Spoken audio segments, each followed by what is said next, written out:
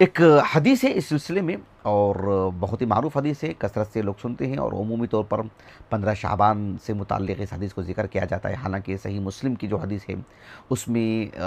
رسول اللہ صلی اللہ علیہ وسلم کا بقی جانا اور ان کے لیے دعائے مغفرت کرنا عمومی اعتبار سے صحیح مسلم کی حدیث ہے، لیکن اس میں یعنی شعبان، نصف شعبان کا کہیں ذکر نہیں ہے، اور نصف شعبان سے متعلق اس جو سنن ترمذی کی روایت ہے وہ روایت ضعیف ہے، مقید جو ہے وہ اس کے لیے مقید وہ روایت ہو ہی نہیں سکتی ہے۔ تو بہرحال اس میں جو بات جو مطلق کہی گئی ہے اس کا اطلاق ہی پر ہمیں باقی رہنا ہے، اس کی جو تقید سنن ترمذی سے ہوتی ہے، کتاب التفسیر سے، ابواب التفسیر سے، بہرحال وہ سند صحیح نہیں ہونے کی وجہ سے کسی طور پر بھی وہ اس حدیث کے لیے تقید کا کام نہیں کر سکتی ہے۔ بہرحال حدیث کیا ہے؟ صحیح مسلم کی کتاب الجنائز میں، کتاب الجنائز کے بالکل اواخر میں، من افراد مسلم، یہ حدیث صرف صحیح مسلم میں ہے، صحیح بخاری میں حدیث نہیں ہے، صحیح مسلم کی کتاب الجنائز کے اواخر میں حدیث ہے، حدیث عائشہ رضی اللہ عنہا۔ ام المؤمنین عائشہ رضی اللہ عنہا کی ایک تلمیذ ہیں جن کا نام ہے محمد بن قیس بن مخرمہ بن المطلب۔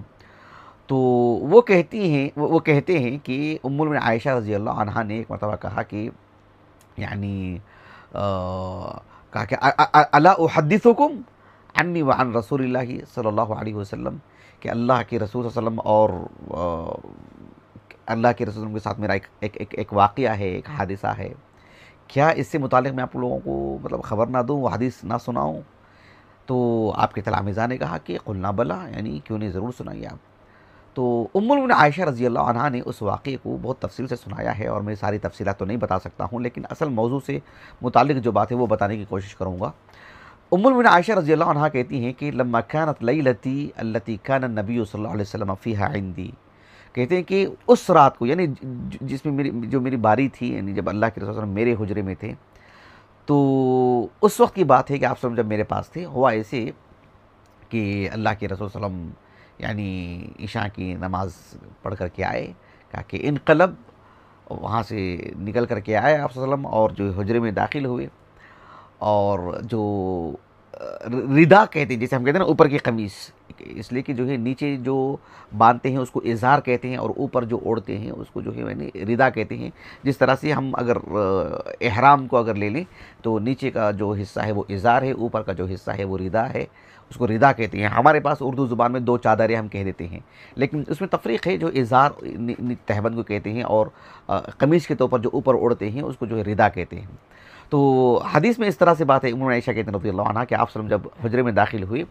تو آپ کی جو ردا ہے، یعنی اوپر کی جو چادر ہے، اس چادر کو آپ جو ہے بالکل نکال کر کے، حالانکہ ہوتا کیا ہے عام طور پر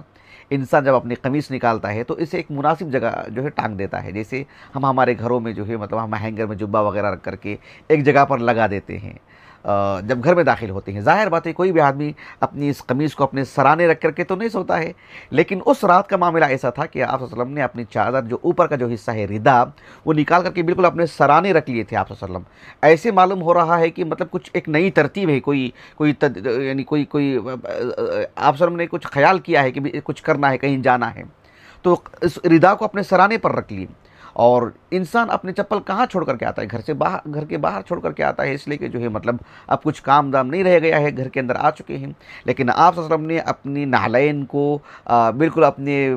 پیروں کے قریب رکھ لیے تھے، ردا کو اپنے سر کے پاس جو اوپر کی چادر ہے، اور نعلین کو اپنے پیر کے پاس رکھ لیے ہیں، اور تہبند جو نیچے کا جو اظہار ہے اسے جو ہے ایک طرح سے کھول کر کے اللہ کے رسول صلی اللہ علیہ وسلم نے اسے بستر کے اوپر ڈال لیا ہے۔ تو بالکل ساری چیزیں، آپ کی جو کپڑے وغیرہ ہیں، آپ کی چپل ہیں، آپ کے اپنے قریب ہیں، ایک نئی جو ہے ترتیب نظر آ رہی ہے ام عائشہ رضی اللہ عنہا کو، اور آپ اندر ہی سے ساری چیزیں مطلب، اور ام عائشہ رضی اللہ عنہا جو ہے سبحان اللہ کس قدر باشعور جو ہے، مطلب اگر اللہ کے رسول کی زوجیت میں جب تھی، ان کی عمر کے اعتبار سے اگر بات کریں تو کس قدر باشعور جو ہے وہ خاتون تھیں، ایک لڑکی تھی، اور کتنی گہری نگاہ تھی ان کی سیرت، ان کی زندگی پڑھیں گے تو معلوم ہوگا سبحان اللہ، یعنی گویا کہ ایک 50-100 خواتین کا جو شعور ہوتا ہے، وہ شعور آپ کی بھری جوانی کے اندر، آپ کے اندر موجود تھا ام عائشہ میں رضی اللہ عنہ۔ تو ساری چیزیں آپ دیکھ رہی تھی کہ ایک نئی ترتیب ہے، اور آپ صلی اللہ علیہ وسلم جو ہے آپ کے بازو میں سو گئے، اور اللہ کے رسول صلی اللہ علیہ وسلم اس وقت اس حد تک بستر پر تھے جب تک اللہ کے رسول صلی اللہ علیہ وسلم کو یہ یقین ہو گیا کہ ہاں اب عائشہ جو ہے سو گئی ہیں رضی اللہ عنہ۔ تو ام عائشہ رضی اللہ عنہ تو سوئی ہوئی نہیں تھی، بیدار تھی وہ، لیکن جو ہے اندھیرا بھی تھا اور آپ اللہ کے وسلم کا اس معاملے کو دیکھ رہے تھے۔ اللہ کے رسول کو جب یہ یقین ہو گیا صلی اللہ علیہ وسلم کہ اب ام عائشہ رضی اللہ عنہ جو ہے سو چکی ہیں، تو آپ صلی اللہ علیہ وسلم بہت ہی آہستگی سے، جیسے کہ ام عائشہ کہتے ہیں رضی اللہ عنہ، فَأَخَذَ رِدَاءَهُ رُوَيْدًا، کہتے ہیں کہ بہت ہی ہلکے پھلکے انداز میں، جیسے عام جو رفتار ہوتی ہے انسان کے، اس رفتار سے ہٹ کر کے بالکل آہستگی سے آپ نے چادر کو لیا اور جو ہے جو قمیص کے طور پر جو اوپر جو اوڑھتے ہیں چادر آپ نے اوڑھ لیا۔ ایسے نہیں کہ جو ہے مطلب کچھ احساس ہو رہا ہے آزو بازو والوں کو، جو کوئی شخص اٹھ کر کے جا رہے ہیں، ایسے نہیں، بلکہ بڑی آہستگی سے، اور چپل بھی آپ کے قریب تھے، آپ کے جو نعلین تھے، کہا کہ وَانْتَعَلَ رُوَيْدًا، اور آپ صلی اللہ علیہ وسلم نے چپل بھی جوتے بھی جو ہے بہت ہی آہستگی سے پہن رہے ہیں، پتہ نہ چلے کہ جو ہے مطلب کوئی کچھ ہو رہا ہے۔ پھر اس کے بعد یعنی وَفَتَحَ الْبَابَ فَخَرَجَ، آپ صلی اللہ علیہ وسلم نے دروازہ کھولا بہت ہی آہستگی سے اور باہر نکل چکے، ثُمَّ أَجَافَهُ رُوَيْدًا، اور جو کنڈی لگانے کی بات تھی، کہا کہ بالکل ہلکے پھلکے انداز میں کہ کسی کو پتہ نہ چلے، اور ام عائشہ رضی اللہ عنہ ساری چیزیں دیکھ رہی ہیں۔ جیسے ہی اللہ کے رسول صلی اللہ علیہ وسلم وہاں سے نکل کر کے جانے لگے، ام عائشہ رضی اللہ عنہ کہتی ہیں کہ میں اٹھی اس لیے کہ میں بیدار تھی، وہ سوئی ہوئی نہیں تھی، وہ بھی اللہ کے رسول کے پیچھے گئی صلی اللہ علیہ وسلم۔ تو اللہ کے رسول جا رہے ہیں، اور آج تصویر میں بھی دیکھ سکتے ہیں کہ جو ہے مطلب یعنی آپ صلی اللہ علیہ وسلم کا جو حجرہ ہے، جو باب جبرائیل اس کا جو نام ہے، بازو میں جو دروازہ ہے، وہاں سے سیدھے نکل کر کے جائیں گے تو بقی کی طرف وہ نکلتا ہے راستہ۔ تو آپ صلی اللہ علیہ وسلم کہا کہ بقی کی طرف گئے اور وہاں پر کھڑے رہے آپ صلی اللہ علیہ وسلم بقی کے پاس، فاطال القیام، بہت ہی یعنی ایک لمبی مدت، کافی عرصہ وہاں پر کھڑے رہے آپ صلی اللہ علیہ وسلم، یعنی گویا کہ کچھ ساعتیں آپ صلی اللہ علیہ وسلم نے وہاں پر گزاری، اور کہا کہ فرفع یدیہ 3 مرات، ہاتھ اٹھائے آپ صلی اللہ علیہ وسلم نے دعا کی، پھر کچھ وقفے کے بعد ہاتھ اٹھائے، پھر آپ صلی اللہ علیہ وسلم نے دعا کی، پھر ایک وقفے کے بعد آپ صلی اللہ علیہ وسلم نے ہاتھ اٹھائے، پھر دعا کی۔ تو رفع الیدین دعا کے لیے رفع الیدین جو ہے یہ عادت کی اگر ہم بات کرتے ہیں تو متواتر معنوی حدیث ہے یہ۔ تو آپ صلی اللہ علیہ وسلم جب دعا کر کے فارغ ہو گئے، تو اور جب واپس آ رہے تھے تو ام عائشہ رضی اللہ عنہ کہتی ہیں کہ میں بھی آپ صلی اللہ علیہ وسلم کے جو پیچھے آ رہی تھی۔ آپ صلی اللہ علیہ وسلم کچھ تیزی سے چلنا شروع کیے تو میں بھی تیزی سے چلنا شروع کی، حتیٰ کہ آپ صلی اللہ علیہ وسلم نے کچھ دوڑ بھی لگائی تو میں آپ کے پیچھے دوڑتے ہوئے آپ کے بازو سے نکل گئی اور سیدھے آ کر کے جو ہے مطلب لیٹ گئی ہوں بستر پر۔ اللہ کے رسول صلی اللہ علیہ وسلم بحیثیت انسان اور اندھیرا بھی آپ معلوم نہیں کر پائے کہ جو ہی ام عائشہ رضی اللہ عنہ آپ کے پیچھے آئی ہیں، آپ کے ساتھ اتنا عرصہ کھڑی رہی ہیں، اور واپسی میں بھی وہ آپ کے ساتھ آئی ہیں اور آپ کے پاس سے ہوتے ہوئے گزر گئی ہیں۔ آپ صلی اللہ علیہ وسلم بحیثیت انسان، اندھیرا ہے، اندھیرے میں کچھ چیز دکھائی نہیں دیتی ہے تو آپ دیکھ نہیں پائے، لیکن جو ہے کچھ محسوس ہوا کہ جو ہے کوئی چیز یہاں سے گزری ہے، کوئی شخص گزرا ہے یہاں پر، کوئی شخص نکل کے گیا ہوگا۔ تو لیکن جیسے ہی آپ صلی اللہ علیہ وسلم گھر کے اندر داخل ہوئے تو آپ صلی اللہ علیہ وسلم نے ام عائشہ رضی اللہ عنہا سے پوچھا کہ ما لک یا عائش، ما لک یا عائش، کیا مطلب ہے اس کا؟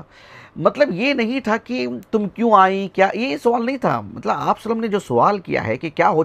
رہا ہے آپ کو، کیا حالت ہو گئی آپ کی، کیا چل رہا ہے، یہ معنی ہے اس کا۔ مطلب یہ تھا کہ کہا کہ جو یعنی حاشین رابیہ، تو کیا الفاظ ہیں یہ، یعنی حشین رابیہ، کہا کہ حشین رابیہ، مطلب یہ ہے کہ ام عائشہ رضی اللہ عنہا کی جو سانس جو پھول رہی تھی اور ایک طرح سے یعنی ایک طرح کی جو بے چین جو نظر آ رہی تھی وہ، اور تو اس منظر کو دیکھ کر کے اللہ کے رسول نے کہا کہ مالک یا عائش حشین رابیہ۔ تو ام عائشہ رضی اللہ عنہا وہاں پر آئی تھی، اللہ کے رسول کو علم نہیں تھا، لیکن جو ان کی جو سانس پھول رہی تھی نا، وہ ایک قرینہ تھا کہ بھئی یہ بھی کہیں دوڑ کے آئی ہیں۔ تو آپ صلی اللہ علیہ وسلم سے پوچھنے پر پہلی بات تو ام عائشہ رضی اللہ عنہا نے کہا کہ لا شیء، کوئی بات نہیں، یعنی وہ جھوٹ نہیں تھا، یہ بتانا مقصود تھا کہ جو ہوا، اب کوئی بڑی بات نہیں ہے کہ جو کہا جائے، رہنے دے اس کو۔ جس مقصد کے لیے ام عائشہ رضی اللہ عنہ پیچھے تتابع کرتے ہوئے آئے، ان کو مقصود تھا کہ کہیں اللہ کے رسول صلی اللہ علیہ وسلم کسی اور ازواج مطہرات میں سے کسی اور کے پاس تو نہیں جا رہے ہیں، اب وہ چیز نہیں رہ گئی ہے تو آپ کو وہ چیز ختم ہو گئی وہ، تو کہا کہ لا شیء، مطلب جو میرا مقصود تھا وہ تو اب ہے نہیں، بیان کرنے کا کیا مطلب ہے اس کا؟ تو اللہ کے رسول نے کہا کہ نہیں، آپ کو کہنا چاہیے، آپ کو بتانا چاہیے، آپ بتانا پڑے گا آپ کو کہ کیا بات کیا ہے آپ کو۔ کہا کہ یا تو آپ مجھے صاف بتا دو، آپ خبر کر دو، کہ او لیخبرنی اللطیف الخبیر، کہا کہ پھر یا تو مجھے اللہ سبحانہ و تعالیٰ جو اللطیف الخبیر ہے وہ مجھے خبر دے گا، او لیخبرنی اللطیف الخبیر، مطلب یہ ہوا کہ اگر تم خبر نہیں کرو گے، تم نہیں بتاؤ گے، تو اللہ تعالیٰ جو اللطیف الخبیر ہے۔ سبحان اللہ، غور کرنے کی بات یہ ہے کہ میں یہ بات جو ہے اپنی اسماء و صفات سے متعلق ہر درس میں تقریباً کہتے رہتا ہوں، اور یہ بات میں ایک زمانے سے کہتے رہتا ہوں کہ ہم ہمارے معاشرے پر ایک نظر ڈالیں گے تو چاہے وہ آپ عوام کا طبقہ لے لیں، چاہے آپ خواص کا طبقہ لے لیں، خواص میں سے بھی اکثر جن کو ہم دیکھتے ہیں، جن سے ہمارا اٹھنا بیٹھنا، ہمارا میل جول، ہماری گفتگو، ہمارا رہنا سہنا جو ہوتا ہے، عام طور پر جو ہم دیکھتے ہیں لوگوں میں، وہ یہ ہے کہ جو ہے اللہ تعالیٰ کا نام، اللہ، الرحمن، الرحیم، الغفور، یا المالک، الرزاق، یہ ایک 10 نام ہماری زبان پر رہتے ہیں، اتنا ہی تعارف ہے، کچھ نام معلوم ہے ہم کو، لیکن ہماری زبان پر اتنے ہی نام، دیگر ناموں سے متعلق ہماری واقفیت ہے ہی نہیں، یا دیگر نام ہم ذکر ہی نہیں کرتے ہیں، یعنی ہماری زبان پر ہم یہ کہتے ہیں کہ اللہ تعالیٰ کا احسان ہے، اللہ تعالیٰ یعنی اللہ الرحمن کا احسان ہے، یا جو ہے یہ رحیم کی مہربانیاں ہیں، یا جو ہے اللہ تعالیٰ رزاق ہے، اللہ سبحانہ و تعالیٰ غفور ہے۔ کیا اللہ سبحانہ و تعالیٰ یعنی العظیم ہے، اس طرح کا کوئی کلمہ؟ اللہ تعالیٰ العلیم ہے، اللہ سبحانہ و تعالیٰ المتین ہے، اور اس کا معنی مفہوم جانتے ہوئے اللہ تعالیٰ الفتاح ہے، اللہ سبحانہ و تعالیٰ الحکیم ہے، اللہ رب العالمین الحفیظ ہے، اللہ سبحانہ و تعالیٰ کی جو دیگر اسماء حسنہ ہیں، اللہ تعالیٰ الشہید ہے، اللہ تعالیٰ السمیع ہے، اللہ سبحانہ و تعالیٰ الوارث ہے۔ کیا یہ سارے نام مناسبتوں سے ہماری زبان پر آتے ہیں؟ اللہ تعالیٰ الباری ہے، اللہ تعالیٰ المصور ہے، اللہ سبحانہ و تعالیٰ السلام ہے، اللہ سبحانہ و تعالیٰ المؤمن ہے، اللہ تعالیٰ المہیمن ہے۔ کیا اللہ تعالیٰ کے یہ نام ہماری زبان پر آتے ہیں؟ اللہ تعالیٰ الفتاح ہے، کیا ہم ان ناموں سے کبھی دعا کرتے ہیں؟ کیا ہم اپنی گفتگو میں کبھی یہ کہتے ہوئے ہم کسی کو سنتے ہیں کہ اللہ تعالیٰ البر ہے؟ اور جو ہے مطلب کس اعتبار سے یہ بہت قصور ہے، بہت قصور ہے۔ بلکہ آپ دیکھیں کہ کبھی کبھار میں کسی شخص کو دیکھتا ہوں، خاص طور پر کسی مسلمان کو، اور وہ کہتا ہے کہ جو ہے یعنی اوپر والا دیکھ رہا ہے، اوپر والے کی مہربانی ہے، تو واللہ کہتا ہوں دل میں مجھے اتنی تکلیف ہوتی ہے۔ میں سمجھتا ہوں کہ یہ شخص اتنا محروم ہے، نسأل اللہ العافیہ والسلامہ، کہ اس کی زبان پر اللہ یہ نام تک نہیں ہے، بس اوپر والا۔ کیوں بھائی؟ اوپر والے کا تعارف نہیں۔ ایک غیر مسلم کہتا ہے کہ اوپر والا، چلو ٹھیک ہے، اسے اس کا تعارف نہیں ہے۔ ایک مسلمان کہتا ہے کہ اوپر والا، کیا مطلب ہے؟ اللہ اللہ نہیں کہہ سکتے ہیں، سبحان اللہ، اللہ سبحانہ وتعالی اللہ العلی نہیں کہہ سکتے ہیں، اللہ الواحد القہار نہیں کہہ سکتے ہیں۔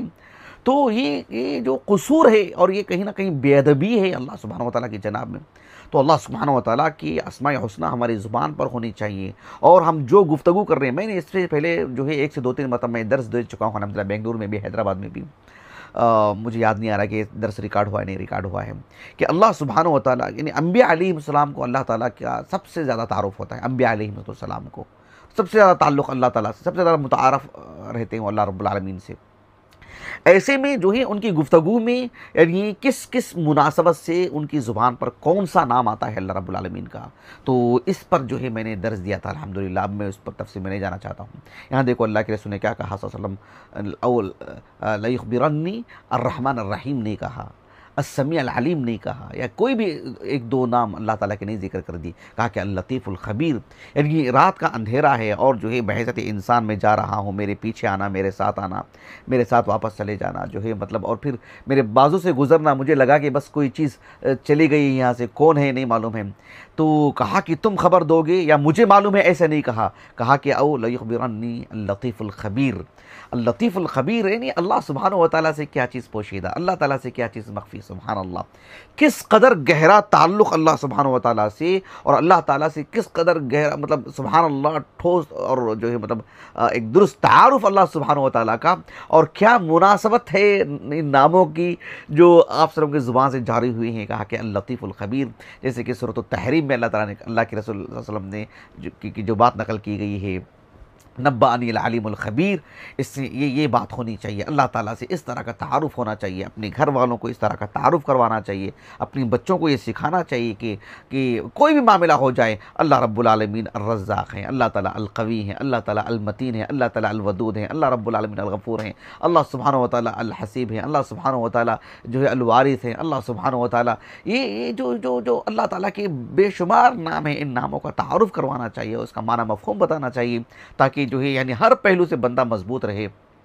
اور اللہ تعالیٰ سے ایک تعلق رکھے اور کسی پہلو وہ بے سہارا نہ سمجھے۔ اور آج ہماری شخصیات سے متعلق اتنی دلچسپیاں آپ دیکھو کہ یعنی سبحان اللہ، کھیل کود کے لوگوں کو لے لیجئے، سیاسی لوگوں کو لے لیجئے، عام جو بزنس مین جو ہوتے ہیں ان کو لے لیجئے، آپ ان کا تعارف آپ نیٹ سے یوں حاصل کر سکتے ہیں اور لوگوں کو تقریباً چیزیں معلوم رہتے ہیں۔ جو ہم زندگی گزارتے ہیں اپنی بیوی بچوں کے ساتھ یا باہر اپنے جو ہمارا میدان عمل ہے، کچھ دوست و احباب کے ساتھ ہم رہتے ہیں، ان کا ہی تعارف ہم کو ہوتا ہے، ایسا نہیں ایک شخص جسے ہمارا کوئی تعلق نہیں ہے، ہو سکتا ہے دینی نقطہ نظر سے اختلاف ہے، نظریات میں اختلاف ہے، ایک میدان عمل میں، لیکن پھر بھی ہم کو اس کی پورے گھرانے سے متعلق اختلاف کی اس کی شادی ہوئی ہے کہ نہیں ہوئی ہے تو کتنے بچے ہیں، کہاں رہتا ہے گھر اس کا، کتنی منزلہ اس کا گھر ہے، اور اس کے آبا و اجداد کون ہیں، اس کا کیا اس کی زندگی میں کیا وسعت ہے، کیا سب چیزیں سبحان اللہ رب العالمین سے متعلق ہمارا کتنا تعارف ہے، ہم کتنا پڑھتے ہیں اللہ سبحانہ و تعالیٰ کی ذات، اس کے صفات، اس کے افعال سے متعلق اس کا جو تعارف قرآن مجید میں ہوا ہے، تو کتنی ہم دلچسپیاں رکھتے ہیں، کتنا ہم یقین سے ہیں کہ جو ہے اللہ رب العالمین کے تعارف کو لے کر کے یہ کہیں نہ کہیں خلل ہے، نسأل اللہ العافیہ والسلامہ۔ بہت دکھ کی بات ہے۔ ایسے میں ہم میں سے اگر کسی کو اللہ تعالیٰ کا کسی طور پر بھی کچھ بھی جو تعارف ہے، ہمیں کہنا چاہیے کہ الحمدللہ الذی ہدانا لہذا وما كنا لنهتدی لولا ان ہدانا اللہ۔ بہرحال اللہ کے رسول صلی اللہ علیہ وسلم وہاں پر جو تھے یعنی بقی قبرستان میں، وہاں سے آپ نے جو دعا کی ہے استغفار کے لیے، تو اللہ کے رسول صلی اللہ علیہ وسلم نے ساری تفصیلات پھر ام عائشہ کو بھی بتائی۔ آپ نے کہا کہ بات یہ تھی کہ جبرائیل آئے تھے اور انہوں نے آہستگی سے مجھے آواز دی، اور جبرائیل علیہ السلام نے اپنی آواز کو یعنی آپ سے گویا کہ ایک طرح سے مخفی رکھا، کہ یعنی احساس ہونے نہیں دیا کہ آپ تک وہ آواز پہنچے، اور میں نے بھی جواب اس اعتبار سے دیا کہ آپ کے علم میں نہ آئے اس میں۔ اور جبرائیل السلام اندر کیوں نہیں آئے؟ اس لیے کہ بھئی وہ رات کا وقت تھا، آرام کا وقت تھا، سونے کا وقت تھا، اور بحیثیت انسان جو ہے رات میں جب رات گزارتے ہیں تو اپنے کپڑے وغیرہ اتار کر کے سوتے ہیں، مناسب انداز میں کپڑے پہن کر کے سوتے ہیں، ایسے میں بے ترتیبی تو رہتی ہی ہے۔ تو ام عائشہ رضی اللہ عنہا اپنے یعنی زوجین کا معاملہ ہے، اور حدیث میں اس میں صراحت بھی ہے کہ جو ہے مطلب بدن پر جو ہے ایک مناسب انداز میں کپڑے تھے اور کچھ نہیں تھے۔ تو ایسے میں کہا کہ جبرائیل علیہ السلام اس مناسبت سے گھر میں نہیں آئیں گے کہ جو ہے مطلب آپ کی یہ صورتحال ہے، اس لیے کہ اپنے گھر میں آپ کی جو صورتحال ہے اس وقت میں جو ایک طرح کی انسان کہیں نہ کہیں بے احتیاط رہتا ہے، احتیاط نہیں برتتا جب تنہائی میں رہتا ہے اور اپنے بیوی کے ساتھ رہتا ہے یا بیوی شوہر کے ساتھ رہتی ہے۔ تو کہا کہ اس مناسبت سے جبرائیل علیہ السلام جو ہے مطلب گھر میں نہیں آ پائیں گے، اور کہا کہ اللہ سبحانہ و تعالیٰ نے مجھے اس بات کا حکم دیا کہ میں بقی جاؤں اور اہل بقی کے لیے میں استغفار کروں۔ یہ ایک طرح کی عمومی دعا ہے، یہ مطلب نہیں ہے کہ بقی میں جس کو جو مدفون ہوگا وہ جنتی ہوگا۔ بقی میں جیسے کہ الوفا میں لکھا ہوا، وفا الوفا میں کہ جو ہے مطلب امام مالک کے حوالے سے رحمہ اللہ کہ 10,000 صحابہ کی خبریں ہیں۔ بے صحابہ کا جہاں تک معاملہ ہے وہ بقی میں ہو یا مدینے میں مدفون ہوں یا دنیا بھر میں کہیں بھی ہوں، کل وعد اللہ الحسنہ، ان کے لیے تو نص ہے کہ جو ہے مطلب، اور کثرت سے نصوص ہیں کہ جو ہے مطلب ان کے لیے مغفرت کی بات ہے، وہ سب کے سب الحمدللہ جنتی ہیں، محض بقی میں مدفون ہونے کی وجہ سے نہیں۔ تو ایسے میں صحابہ کی بات تو الگ ہے، ورنہ دیگر مسلمانوں کی اگر بات کریں